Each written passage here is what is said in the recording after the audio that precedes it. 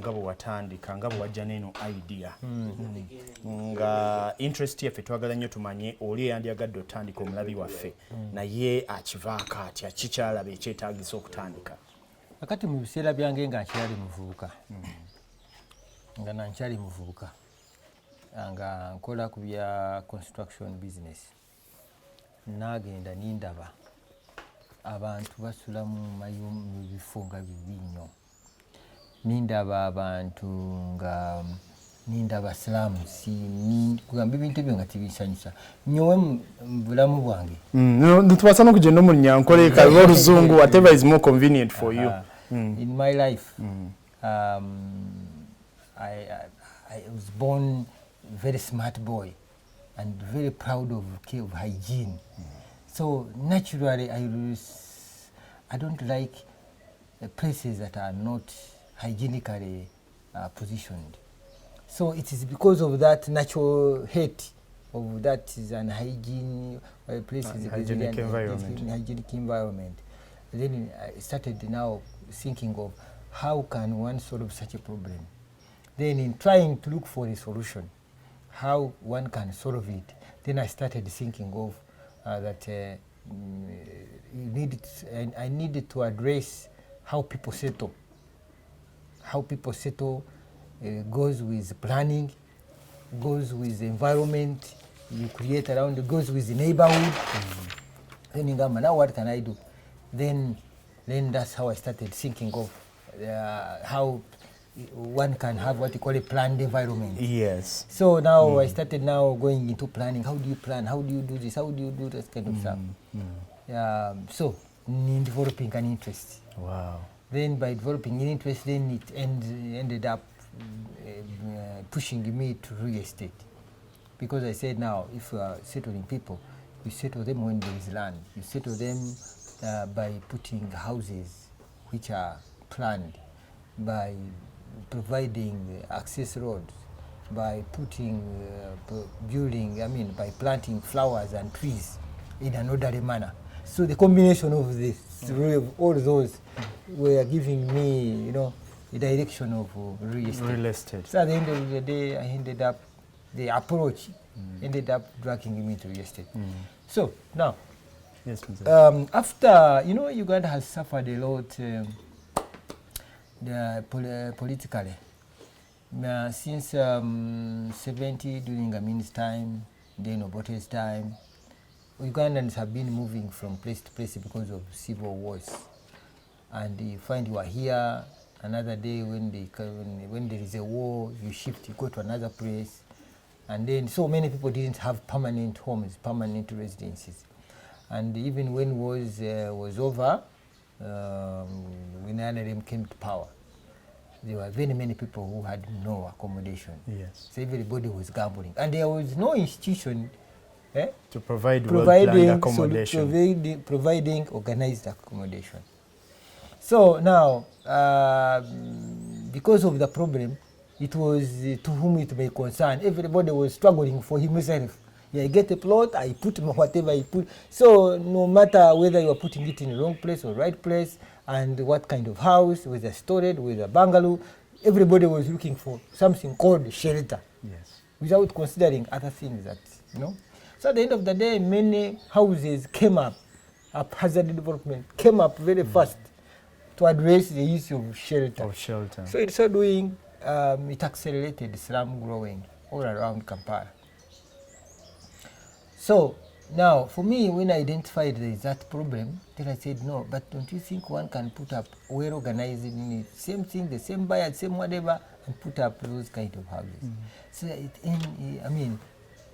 ended up becoming real estate. Yes. Now, I started now thinking along those lines and making a research, making what? So reading books, reading papers, watching television, watching whatever. So in so doing, I started now coming up into what we call organized settlement.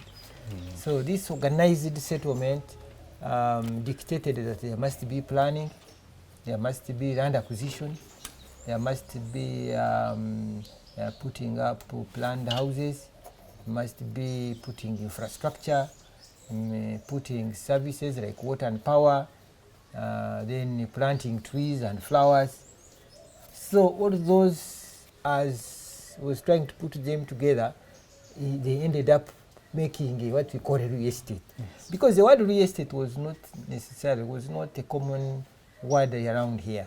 It was not in people's vocabulary. It was the word estate itself meant a barracks. Okay, yes, this is interesting. It meant a barracks because even I had some very friend of mine who are working with like banks and who have traveled, but they were believing that when you talk about an estate, you are talking about a barracks. The reason is that during those political instability, many people, maybe especially police and the army, they were staying in places and they used to call them barracks, army barracks, army used to call them estates. Sulaoku police estate or Sujiwat estate. So the word estate was resembling, was in people's understanding meant a place where policemen stay or army men stay. When you talk about an estate, it means there is police, it means there is army. And now people don't want to be near those people, the barracks and policemen, yes. So now, for me, as I was promoting a organized settlement, people were interpreting it to be the barracks. So when I found it was a problem, what I did, I said, now what can I do? And I said I must do what we call educational marketing. Now, how did I apply it? One was to make sure that every Wednesday, every Saturday, I buy a center page and I write story about the future, about organized human settlement. Then I would put artistic impressions of very nice homes with trees, with flowers. Wow. Then again write stories about them. Then again criticize those places which are slums. Then I would bring what we call a planned settlement and unplanned settlement. And in contrast, people would they would understand that what I'm talking about has sense. And immediately, because of the contrast, because I would put a picture of a slum, a picture of a planned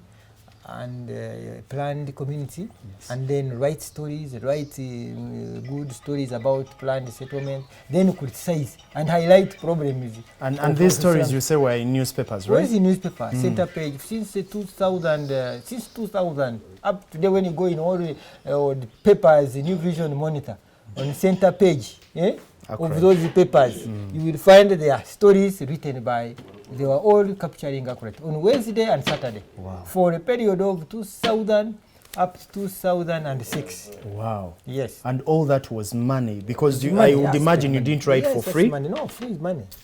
Amazing. Money. Yes. Amazing. Yes. You go, the library is there, you go. Yes, we'll definitely have to. Center page, you will find there Akright, about housing estate. It is in Wednesday and Saturday. Wednesday and Saturday. Why I was making Wednesday and Saturday? I wanted somebody to read something on Wednesday. He prepares to come and visit Akright during the weekend. Yes. I would also make them Saturday, so that when somebody is free at home during the weekend system, who probably will call the day, he can easily read and then he would come. Actually, they did a lot of work because they demystified the barracks mindset, the negative mindset. And people started saying, hey, you mean real estate, you mean it's okay, Then things started becoming okay. Then I brought the diaspora. Actually, the diaspora market helped me because the diaspora market, for them, the real estate, they know that estate means this kind of thing I'm talking about. Yes. So for them, they quickly responded to this whole thing. So now when they started also coming to the business, then they started influencing the locals to appreciate real estate. And at the end of the day, all the locals started appreciating real estate. That was the real estate started coming up as real estate. So, wow. when you see now people talking about real estate, they don't know where it came from. Yes. I can imagine the pride you must reserve as as the pioneer of real estate in Uganda. Amazing. Now, which other forms of educational marketing did you use to push the concept of real estate, apart from writing in papers? Writing in papers, and I also used the television. I would use WBS by that time, and then UTV. I think there were 2 TVs I was using. Yes. And maybe Record TV came later to join. But those 2 TVs, they were always running. The advertisement, the show, the tea, the blah blah, everything. The landscape, everybody was all informed by the television. Then I also used the radios. Radio Simba, Radio Simba, it was Simba. It was Radio Simba. It was Radio CBS. Yeah. Oh, CBS radio. It was CBS, Simba, and which other radio? There are many, about 3 radios. I was always on talking about this and that, and they were playing a lot of Radio Capital. Oh, Radio Capital played a very big role. Or whatever. Even Radio West. By that time, it was called what? Was it Radio West? Radio West, yes, as well. So, all those radios played a very big role in turning around people's mindset. So, that was 1999, 2000, 2002, 2003, 2004. It was a hit on top. That was when real estate was catching up and everybody responding. Then 2005. Is when we are preparing for Chogam. Yes. Then it became the real kind of stuff. Then the whole real estate became a serious whatever when the president launched Akright City. That was in 2006 when he came and launched Akright City. And then it became now it became now a popular thing, and people appreciated and people started understanding what it meant, because it brought all the international characters, the local and whatever, and we got a very big publicity because the stories were all over the world. Here and the diaspora, on the internet, on whatever, and things started coming up, of course, with we used to have what we call the Facebook started coming in, all those those email technology basically started coming up and making things very easy. So, and I had so many technocrats from Korea, Korean architects. They came and they designed all of this place. Together with myself, together with other team, we started, here and here and here. I had a very big team which planned this place. So that kind of international exposure, and of course I also mobilized the diaspora, because I'm the first person who launched the diaspora product. Who launched the real estate in the diaspora. Yes. And promoted it from the year 2001 up to 2000. I've been launching up to date. Up to date. Yes. So I've been supporting them. I've been with them in the conferences, in that kind of stuff. And then the diaspora started also bringing in money here, there is reached a point when the government was realizing a lot of money from remittances from abroad without knowing what was the cause. Until when they went and audited whatever, they found that it was because of real estate. And it earned me a presidential, I think it is even here. Yes. It earned me a presidential recognition, acknowledgement. Yes. This reads, this company was established in 1999 and commenced operations in the same year.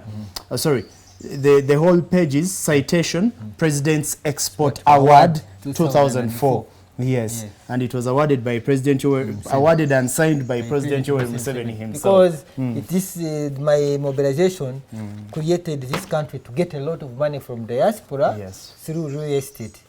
And through the appreciation, I was given an award by the president. And So this is the kind of stuff. So yes. the government benefited a lot from my mobilization, from my whatever from abroad, and now real estate started coming up.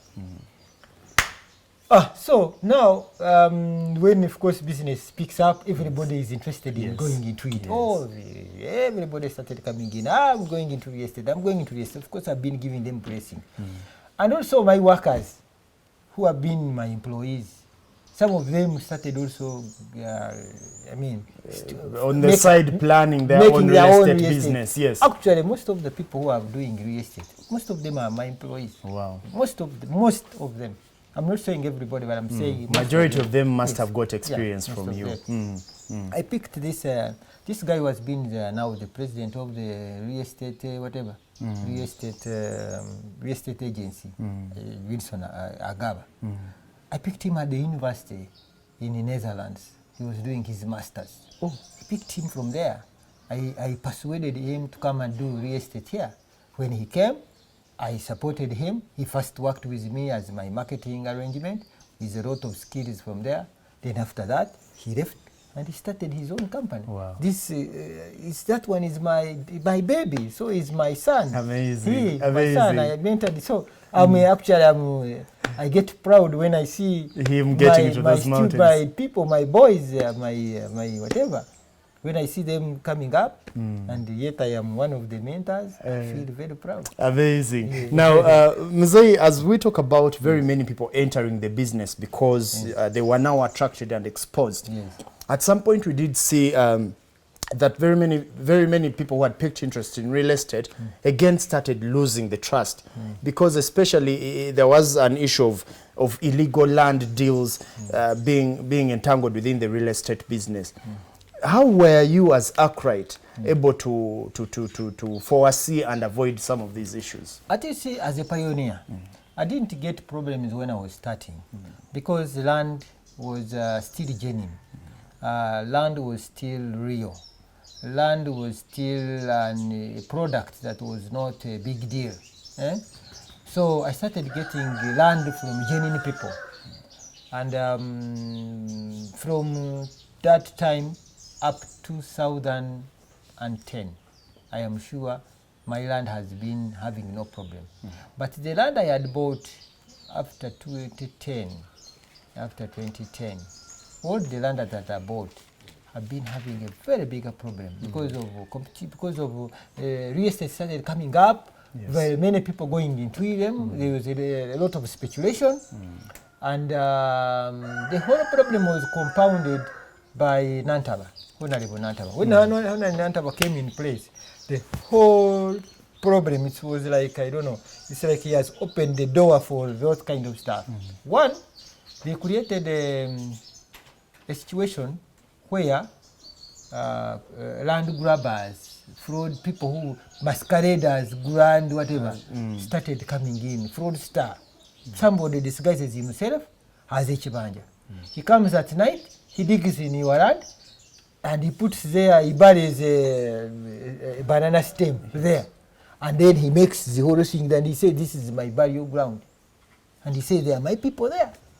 And somebody will come and say, my burial.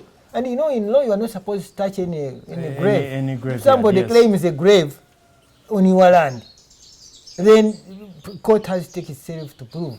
Now, these people connive with police. Police give them protection. And they say, you hold on, we are investigating. So, Kumbe, for you as a gentleman, when you try to give them that opportunity, for them they will do what? They will, for him, he will be changing his status. Yes. He will, the following day, he will start planting matoke, this monomatoke, and some cassava. Then 1 week, 2 weeks, then the vijanjaro and cassava will have started growing. Sprouting, yes. So at the end of the day, the squatter the status is going to change.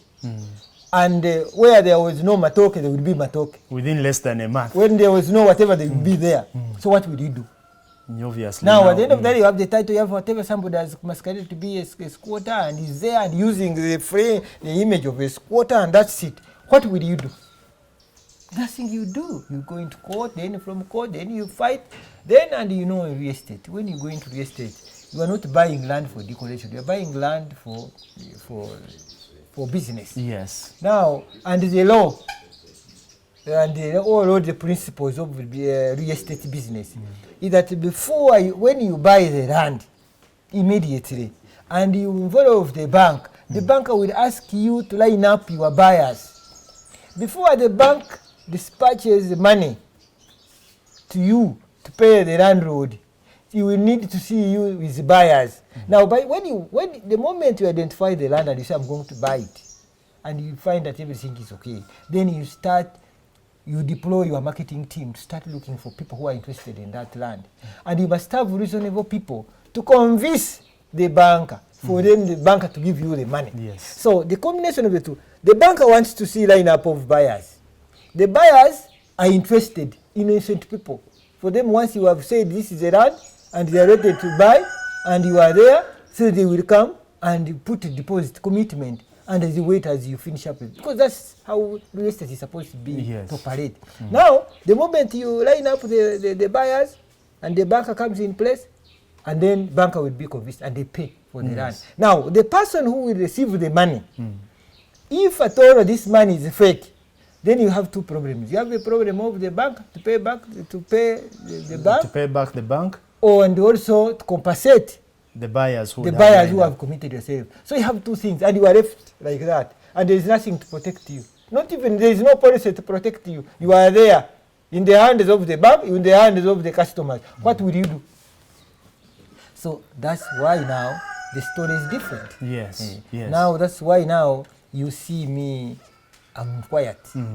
That's why you don't see me going anywhere.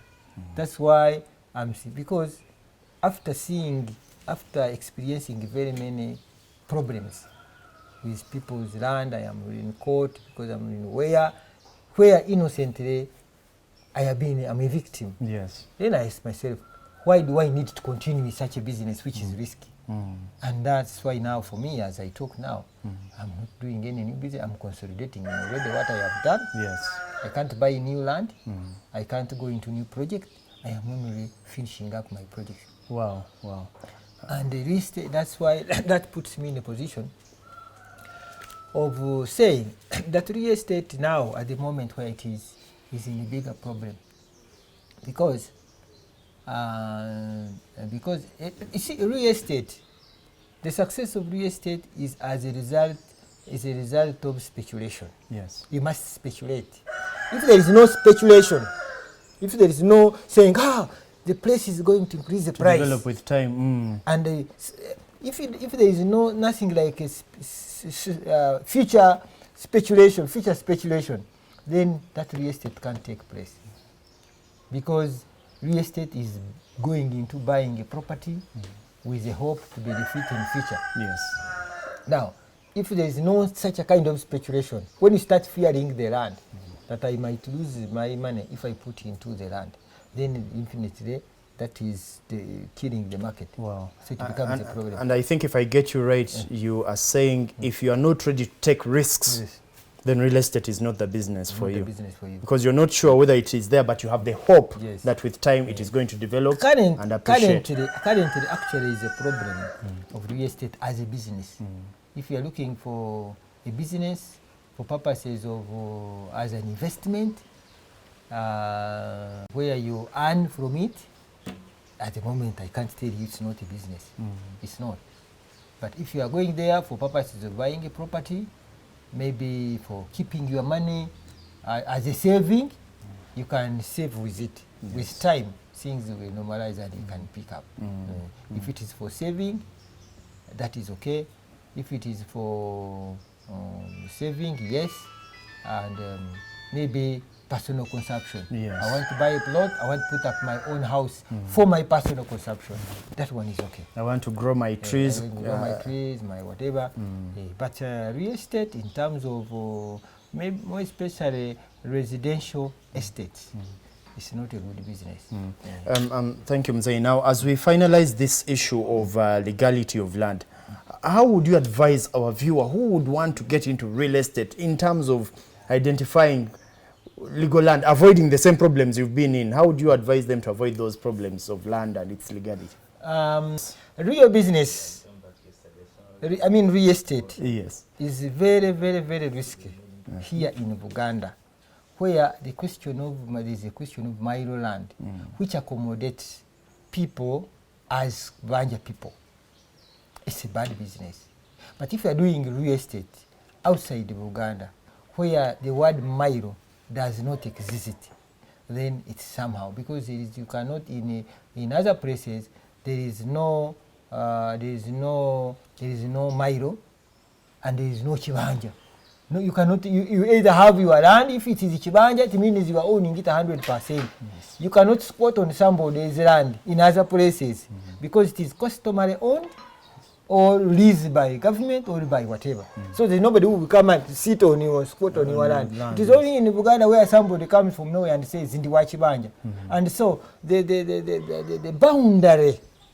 You see, what I'm saying, the word Chibanja is ambiguous. Yes. It has no end, it has no beginning, and it becomes difficult to fight it. It becomes difficult to define it. It becomes difficult to, argue in courts over this issue. It comes and somebody comes depending on which approach he has used. So because of that confusion in the whatever, that makes real estate in Uganda become a problem. But real estate in other places, it is okay. Wow. Because land, you are sure of land in other places. Take an example in Barara. You can't say Chibanja on somebody. No, there is no Chibanja. You either have it. Yeah. If you are there, it is your land. It is your land. You can't say I am there as a Chibanja person and then there is owner. No, that one is not there. Wow. You can't say I am a Chibanja person in Uguru. You can't say I am a Chibanja person in Arua. In Bunyaruguru. You can't. That one can't happen. So, but here in Buganda, somebody, a third person will come and have a claim on that land. And you will get a lot of problems in solving it. And it is because really real estate here in Uganda, its problem is all about that. You cannot be very sure whether that land is genuine or not. And it's because of that ambiguous, that unclear position of the whatever, of the status of the land. Is making very many questions whether what the land I'm buying is a genuine land or not. Yes. In government, you can see it is in the papers today, whereby they are fighting, they are trying to build a satellite city on somebody's land who is claiming it all. So at the end of the day, who is the owner? Is it the government or the other person? Now if it's the other person, so what is going on? How are they going to do and it? at what point do you fault the government? Now, and you cannot have a satellite city unless you have invited the buyers, the consumers of the product. Now, if you invite me as a government to come and be part of this satellite city, how sure am I that really this land is genuine and whether there is somebody claiming it? So that satellite city has a problem. It can't take off because there is somebody questioning the stuff. Yes. Much as the government might be right, yes, you're getting me, but at the end of the day, the fact that there is somebody who is putting a claim over it, whether genuine or not genuine, it is affecting my interest. Are you getting my point? Yes, I do. I am looking at a situation where this thing is going to have a problem. How many satellite cities have been started or commissioned? Launched in Uganda. There are many which have been launched, but how many have been commissioned? None that I know. So it is only, let me tell you, for us we are lucky. Yes. I'm not saying that we are special in whatever, but we are saying it is luck. For Akright City to become a success. Yes. Because there are certain things that I cannot claim to be whatever. Those came and found me here and it gave me a good luck. One, you can see the express highway in Tebe is sandwiching me. There is this road, they are putting me another road there. Naturally, you see geographically, I am well positioned. Yes. They are bringing the Kampala offices of government offices to my nini here. So people who will be working there, they need homes. Here I am. Yes. So I think. So another thing, I am on the peninsula. I am surrounded by water. Yes. It is the only place here on Entebbe Road in whatever.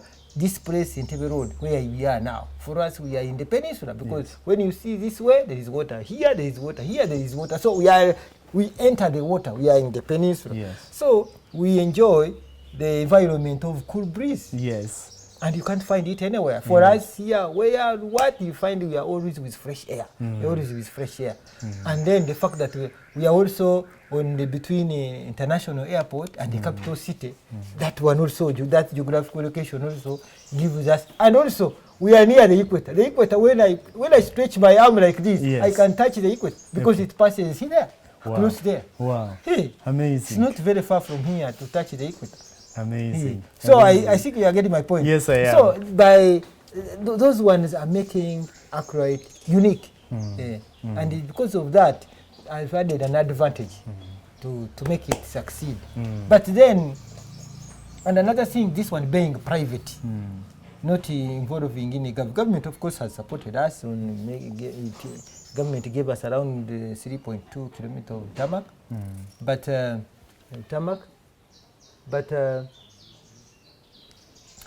the rest, of course, we have done it by ourselves. Yes. But that support also has been an advantage to Akright City. Has been an advantage to Akright City. Yes. And that's why it has become a successful. That's why it's a success story. That's why it has become a success story. Yes. But it has not been easy thing. There are many challenges we went through. Getting water from national water, which was also a problem. Getting power from very far. Power we are getting it all the way from Ulboa. Water we are getting it all the way from Entebbe. So you can see, being able to pull water up to this place, we need whatever. And also to make a road network equivalent to about 56 kilometers. When you add up all these kilometers in this essay, it's about 56 kilometers. All on the account of Akright City? Yes, on the account of Akright City. And you know, I was, when we were talking to Bernard this morning about the challenges that are faced by the real estate industry in Uganda, he did put a lot of emphasis on the government, the lack of government participation in this, in these infrastructure developments. Yes. But of course, if you talk to me, if you tell me that the government of Uganda has only provided about 3-point-something kilometers of road, after inviting the president. After inviting the president. If you are not invited, the government president don't have got it. But we, because the president, when he came here, he launched, he gave us that opportunity. Yes. And he became whatever. Well, that's quite unfortunate. I hope at the end of the day you can make some recommendations for government in as far as getting involved in these investments is concerned. Yes. Now, moving on, you've already mentioned some risks that are in real estate. Yes. Could you briefly tell us how you mitigate them? How do you reduce them for better results? First of all, let me first tell you the problem is, which I don't think others have faced as pioneers. But, and for us, we've managed to do whatever. One, being able to borrow money from the bank. First of all, there were no mortgage financing. It is us together with DFCU that we launched a partnership. That we launched a partnership in establishing a mortgage. What is it here or it is what? No, I don't have it in here. So, in other words, by the time we started, there was no mortgage financing apart from housing finance, which was giving finance to only people who are buying properties from housing, from national housing. Yes. So as far as public is concerned, they had no opportunity, or private developers had no opportunity to touch that money. So we launched it with DFCU. Then we also, with DFCU, DFCU managed to enroll the construction funding. And we were the first people to benefit from that. Then we started influencing other banks also to put this thing on. So those are, of course, through influence. We didn't bring it because we were convincing them, giving them this, supporting them, doing like that, until when they said, let's go, let's test. And when it started, now you can see mortgages now are on board. Yes. So there were no construction funding, no mortgage. So now mortgages are available. Point number two, there was no market for a property outside Muyenga, where people were not ready to buy very far from Kampala. for anything like a property. But through educational marketing, we convince them, we started, now people now have appreciated that I can even buy the property in PG or Masaka. I don't mind about Kampala. So the distance is no longer now a problem, but it used to be a problem. So it's no longer there. The issue. So another thing is that the market. Of course, the market now are responding, are appreciating the product now, so it is no longer a challenge.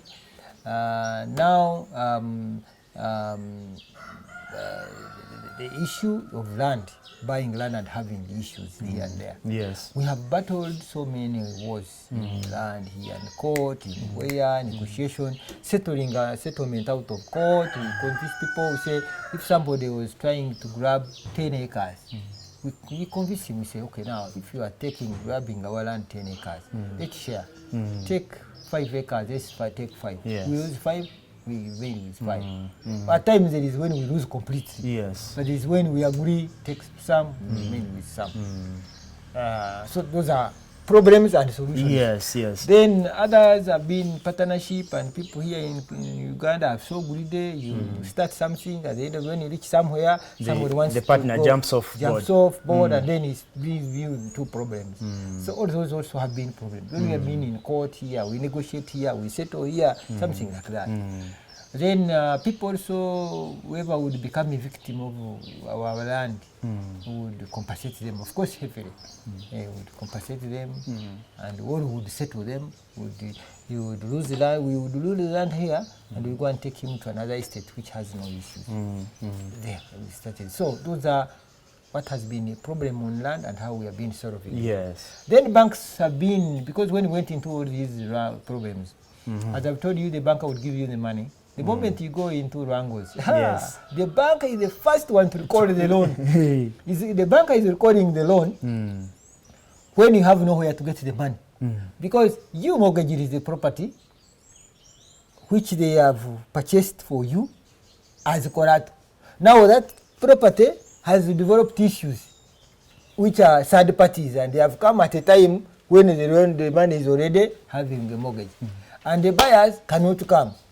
All who have come, they are recalling back their money. So now the bank records the loan and say, we are no longer going with you because you pay us the money.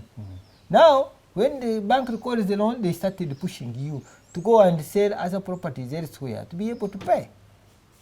Are you getting my point? Yes. So now banker is pulling you here, and even the buyers, after realizing the land, they also want their money back. So now you are having this one, you are having that one, you are having this. So at the end of the day, what happens? Obviously. So the best way, you go and sell off other properties, or you mobilize money somewhere else, or you go to another another banker, you negotiate with them, you mobilize money. You know, mobilization, you mobilize maybe even from money lenders. You know, that's sort of a problem because it becomes a bigger problem. When you are in when you are in catch 22, where the bank has recorded their own, the bank has recorded their own, and the depositors also need their also recording their interest. Yes. Now you are in catch 22. You must pay the bank. You must pay that kind of stuff. And there is one time when I heard about 11 loans. I think they recorded around 11 loans.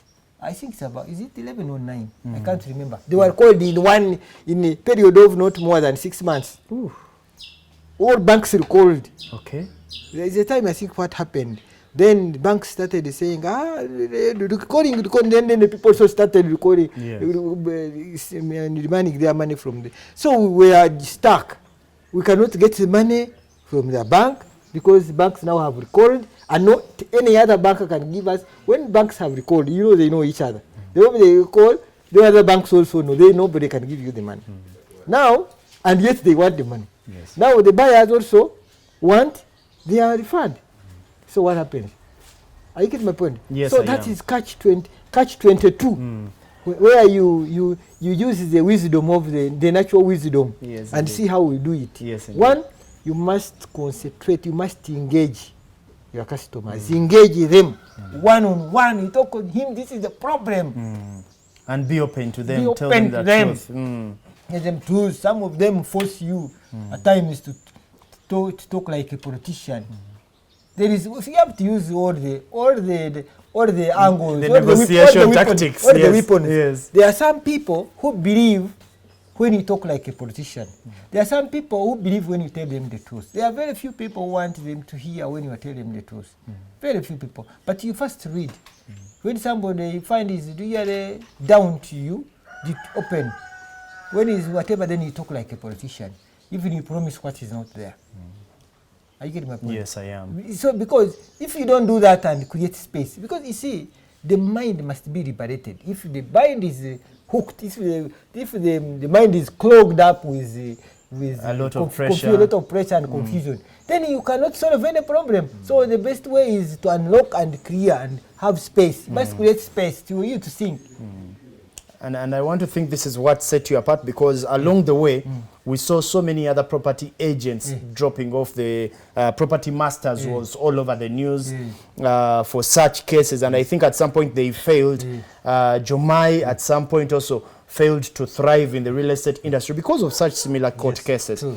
And I want to think that the strength of a metal is tested by the test of time. True. That's why you have survived while others are falling off. Where do you think they went wrong? Did they fail to apply these tactics that you managed to apply and survive up to now? First of all, me, I'm a tap-rooted person. Tap-rooted, I'm doing a business by passion. I'm doing a business by a lot of experience. I am now an expert, very expert you can bring in this country when you talk about real estate. I know and I trust what I've gone through. Not even any professor can just challenge, give me any challenge on anything called real estate. Because for me, it's both hands-on, challenges here, blah blah blah. So I am. It is because of that that had made me reign with confidence. Yes. And also the tactics I've told you, whereby you own one-on-one. Yes. And then you make people understand you. Those who are willing to understand you.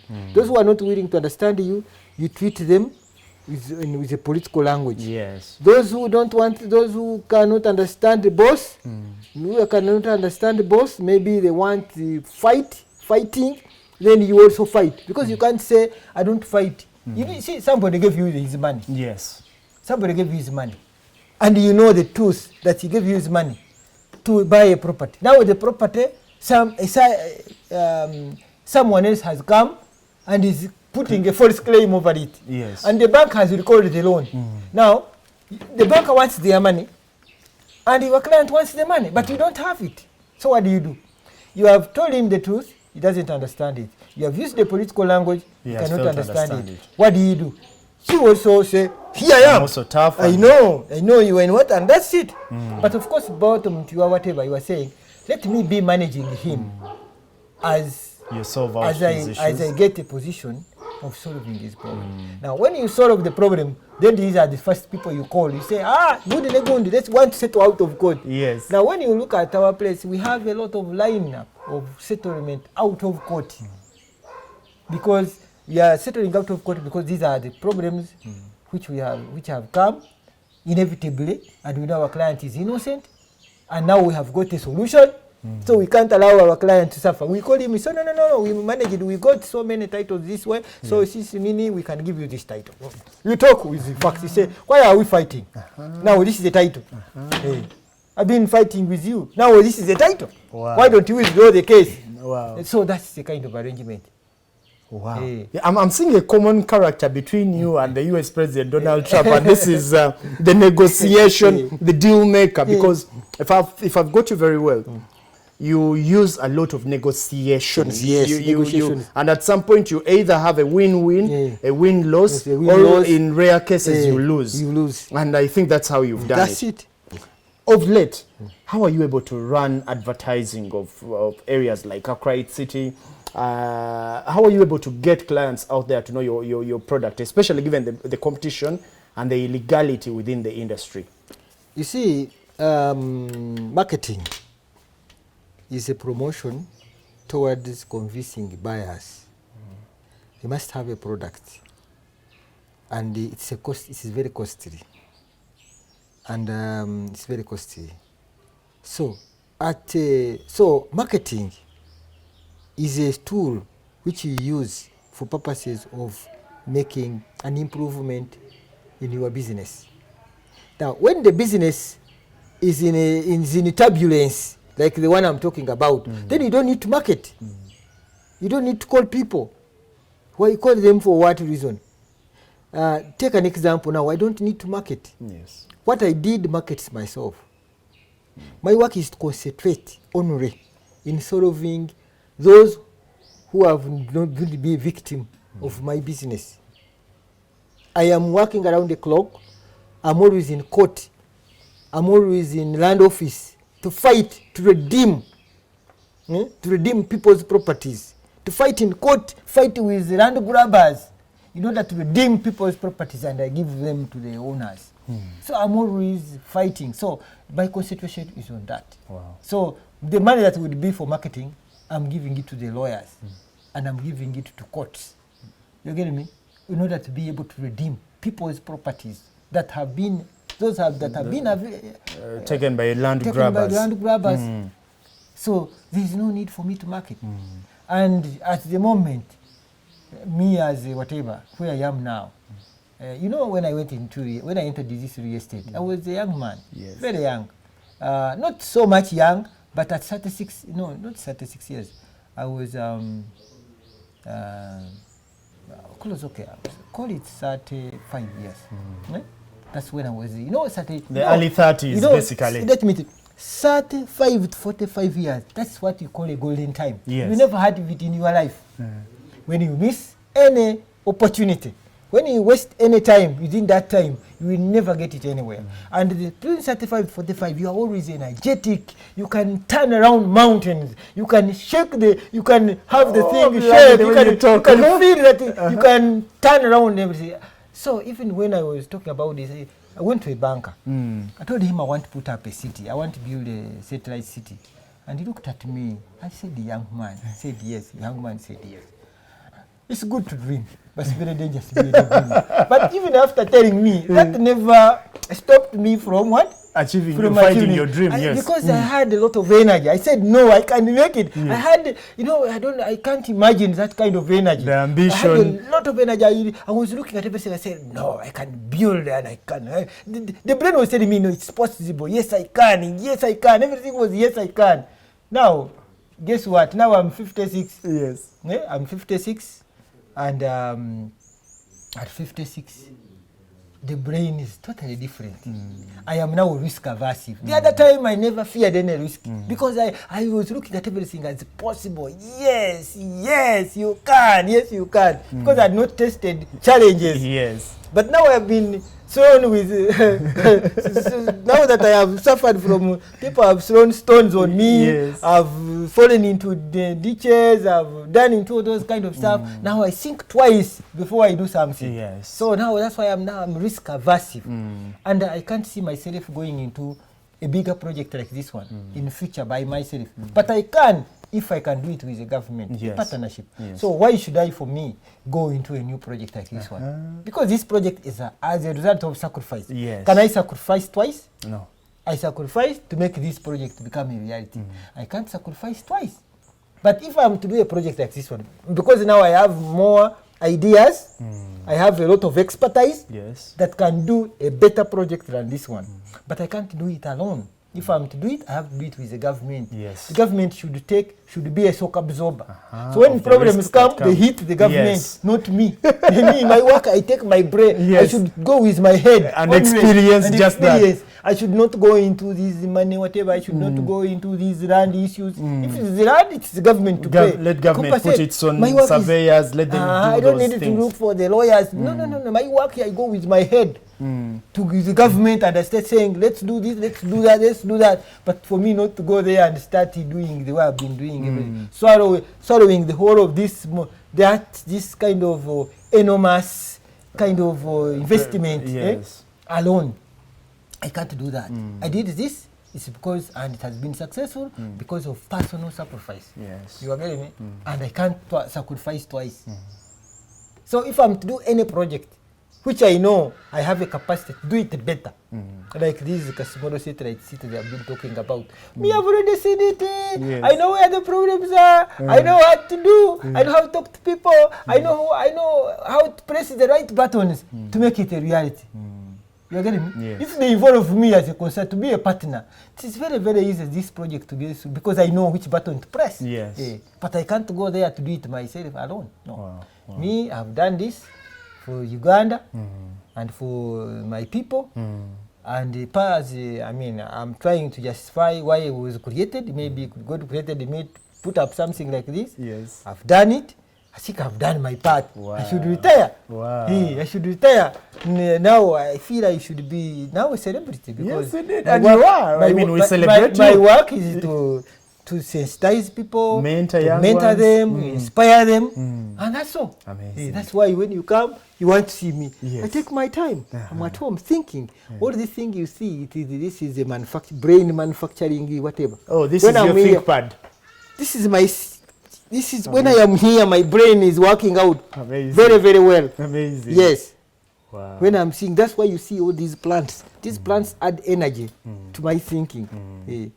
Wow. And I can do anything. When you talk about real estate, when you talk about what, all those are, I know which button. I am an expert. Recently, Rwanda showcased one of its greatest new developments, and that was Rwanda Visionary City. Yes. And I thought to myself, why don't we have such a thing in Uganda? Yes, the biggest cities we know are Akright City. The rest are just trying to crop up. There is one in Kakungulu somewhere. There is one that side in, I think it is Garuga. There is one trying to crop up that way. Why don't we have such a standard? About 500 acres of land being closed off from the public for about a year. And by the time they open them up, we have a city that has everything, the condominiums there, the hospitals, the churches, the banking systems. I don't know, what is lacking? Why don't we have that? Why don't you come on board? Because this is where we want to see Uganda. I'm telling you, in Uganda, where we are more especially in Uganda, where land is still becoming... Let's leave the Uganda bit of it without necessarily attacking Baganda. Yes, but it's where... We got Genoa. But see, capital city is in Uganda. And the international airport is in Uganda. Those two things control the state, control the economy. So you cannot say, and again, Lake Victoria. You see the three things, Lake Victoria, International Airport, and the capital city. When you put them together, you cannot separate. It will remain a powerful kind of stuff. But the problem is that land around it is a problem. And as it remains a problem, we shall continue having many problems. And we shall continue making our country, our city, a slum. That's why Kampala is a border city. I call it the border economy. Border city, border economy both mean the same. So that's why something is like that. So for me, to do a business single-handedly without a government, I can't do it. Now, I have retired. Now, but I can do it on a contract. Yes. Government can involve me when they want to do a project. I become part of the consultant. I become part of the consultants. I design. I help in designing and also in the management. How to manage those challenges here and there, and how to put things together. On supervisory, on the chairman of board, all those things I can be a party. Yes. And contribute ideas. Without necessarily going there alone. Well, thank you so much, Mzee, for sharing. Now, finally, tell us about Akright. Where do you have your locations, those nice other establishments that you have put up? We have less than 3 minutes, but I'm sure we can summarize it. The first project was Kirinya. I am very proud of that place. Yes. It was a jungle, it's a place with whatever. That is one of the estates. It's a successful project. It is fully occupied, and the clients are enjoying the place. Now, of course, followed by others like Namambe 1, Namambe 2, Namambe 3, then Lubowa, View here, then we have Namgongo, then Nasana, then Akright here, then is Nairo village also in Namave. Then there is also Park Villas. Specifically, those are the ones that are functional. Yes. Other projects that came up, but they couldn't take off because of those issues. Yes. They are there. We have an Ansana too, which has many issues. We had a place called the diaspora, part of the diaspora, had some issues. We had what we call hilltop investment, also had issues. We had part of the European village, also had the problems. And many, a few of those estates started getting some problems. So, but the other one I've talked about, those for them they are successful projects. The owners have their titles, people are enjoying, people are sleeping, and so it's a total success. But above all, this project, the Akright City, has been more of a success, has been very much successful, and is continuing to be successful because on the map, it is becoming very powerful because we are changing this one into cyber city. Cyber city, we are going to turn the whole, every home is going to have an internet. Every home is going to have an internet. These were routers, or we are putting what we call underground cables. Then we're going to put, every home is going to be having connected to optic fibers. So whereby the speed will be very fast. And now after that we are going to have what has been the office of Akright. We are turning it into what we call Silicon Valley. It is going now to be Silicon Hill, not a valley now. Silicon Hill. I like that. So whereby we are only bringing people who have been very bright, young boys who have been bright in schools everywhere.